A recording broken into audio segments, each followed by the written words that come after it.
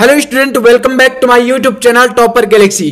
तो दोस्तों, आज के इस वीडियो पे हम लोग बात करेंगे यहाँ पर 12th हिंदी व्याकरण के अंतर्गत पत्र लेखन के बारे में, जो कि यार काफी ज्यादा इंपॉर्टेंट टॉपिक है आपके आने वाले बोर्ड एग्जाम के लिए।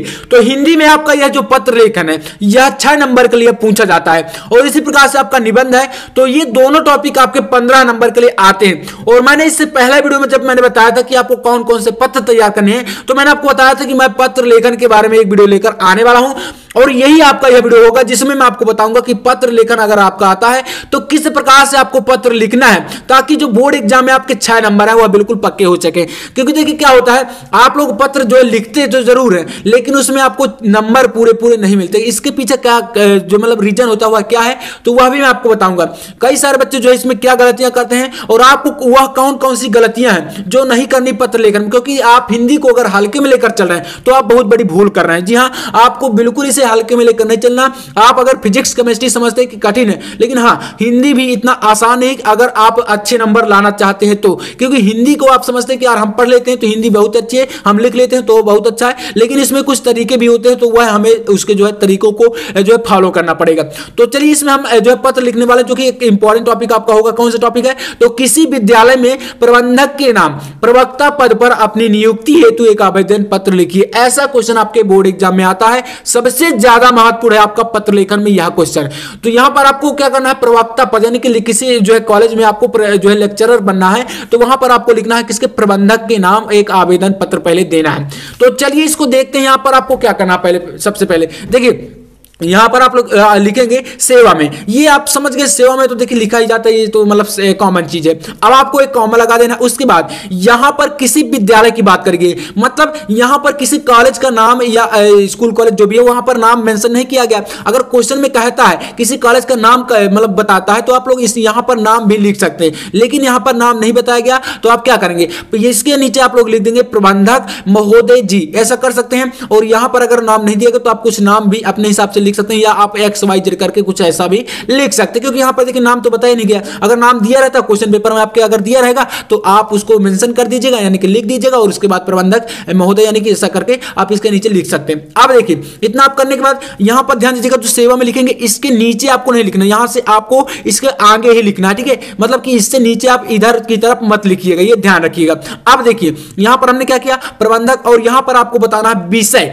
ये काफी इंपॉर्टेंट होता है विषय आपका। देखिए जब एग्जामिनर वहां पर देखेंगे तो सबसे पहले उनकी नजर जाती है आपके विषय में कि विषय क्या था, आपने क्या लिखा है। तो हमने क्या लिखा कि प्रवक्ता पद नियुक्ति हेतु आवेदन पत्र, यानी कि प्रवक्ता पद पर नियुक्ति हेतु हम क्या लिख रहे हैं, इसमें आवेदन पत्र लिख रहे हैं। अब इसको हमने एक विषय जो है ब्लैक पेन से लिखा, यानी कि जो आपके कुछ इंपॉर्टेंट टॉपिक होते हैं उनको आपको हाईलाइट करके कुछ ब्लैक पेन यानी कि अलग लेवल का थोड़ा सा मतलब कलर आपको यूज करना। जैसे कलरफुल, मतलब वहां पर कलरफुल तो यूज नहीं करना, लेकिन आपने यहां पर जो है ब्लू यूज किया तो इसके नीचे हमने ब्लैक से कर दिया, तो ये काफी मतलब यूनिक दिखेगा, इससे अलग दिखेगा। अब देखिए ये विषय लिखने के बाद आपको क्या करना है, यहां से लिखना है महोदय। मतलब देखिए आप लोग कर सकते हैं, जैसे हमने सेवा में यहां से लिखा तो सेवा में नीचे ऐसा करके आप इसी के जस्ट नीचे यहां पर महोदय इतने से आप इतने में लिख सकते हैं। ठीक है, मतलब इसके आगे नहीं जाना चाहिए आपको, एक सीधी लाइन में। मतलब यही चीजें देखी जाती हैं आपके जो निबंध लेखन होता है उसमें, यही सारी चीजें देखी जाती है कि आपका सीधी लाइन में होना चाहिए। जब आप लोग वहां पर पटरी से जो है स्केल की सहायता से लाइन खींचेंगे तो आपकी कॉपी में देखिए वहां पर दिखाई होगा।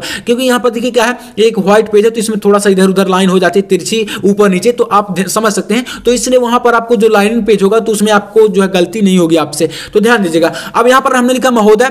अब आपको मेन पॉइंट लिखना है जिसमें आपको जो चीजें जो है जानकारी जिससे हुई है वह बताना है। जैसे हमने लिखा कि अमर उजाला के रविवार यानी कि डेट के अंक में प्रकाशित आपके विज्ञापन के संदर्भ में प्रवक्ता यानी कि जो आपका सब्जेक्ट है, ठीक है, सब्जेक्ट यहां पर सब्जेक्ट के रिक्त स्थान हेतु, यानी कि यहां पर क्या करना है, जो भी सब्जेक्ट, जैसे वहां पर अगर कोई सब्जेक्ट दिया है क्वेश्चन में तो आप लिख सकते हैं, बाकी अगर नहीं दिया तो आप यहां पर कोई विषय लिख सकते हैं। जैसे कि आप हिंदी या अंग्रेजी या साइंस जिस भी सब्जेक्ट के जैसे लेक्चरर बनना चाहते हैं ऐसा करके, तो आप वहां पर थोड़ा सा दर्शाना है आपको लेक्चरर नहीं अभी बनना। ठीक है, आप अभी थोड़ा सा स्टडी करिए। तो यहां पर देखिए आप यहां पर लिखेंगे विषय, वो विषय का नाम। अब इसके बाद है के रिक्त स्थान में मैं आवेदन प्रेषित करता हूं, माने कि मैं अपना आवेदन इसमें भेजना चाहता हूं। ठीक है, मतलब हमें पता किससे चला, जो अमर उजाला है, मतलब कि एक प्रकार से न्यूज है, उसमें हमें ये मतलब ये जानकारी हुई है कि जो आपका ये विषय, जो भी विषय जैसे हिंदी का हम मान लें तो हिंदी विषय का जो आपका जो है एक रिक्त स्थान यानी कि एक पद खाली है और उसी में मैं अपना आवेदन देना चाहता हूं। तो ये आपका हो गया महोदय में। इसके बाद यहां पर लिखना है प्रेषित कर रहा हूं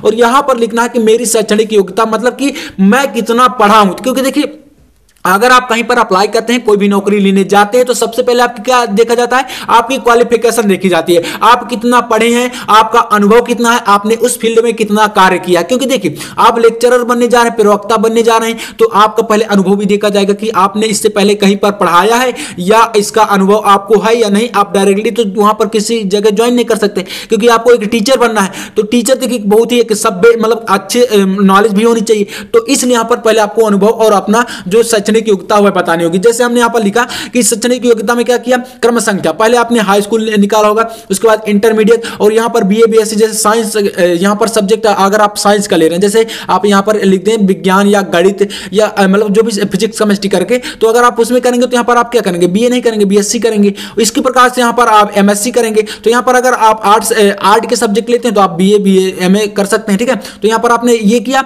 आपकी क्रम संख्या हो गई। वर्ष आपने किस वर्ष में उत्तीर्ण किया, आपको वर्ष का भी मतलब विवरण देना है। इसके बाद प्रथम श्रेणी, द्वितीय श्रेणी, जिस भी श्रेणी में आपने उत्तीर्ण किया, high school, inter, BA, MA जो भी किया है, और इसके बाद आपका संस्था यानी कि जो जहां से आपने पास कर, जैसे यूपीएमएसपी उत्तर प्रदेश माध्यमिक शिक्षा परिषद से आपका यूपी बोर्ड से हाई स्कूल हुआ, इंटर आपका यूपी बोर्ड से हुआ, जहां से भी हुआ। उसके बाद आपने बीए कहां से किया, एमए कहां से किया, ये सारी चीजें आपको विवरण में इसमें देना है। अब देखिए यहां से इतना करने के बाद आपको बताना होगा अनुभव, ठीक है। तो यहां पर चलिए उसको भी देखते हैं।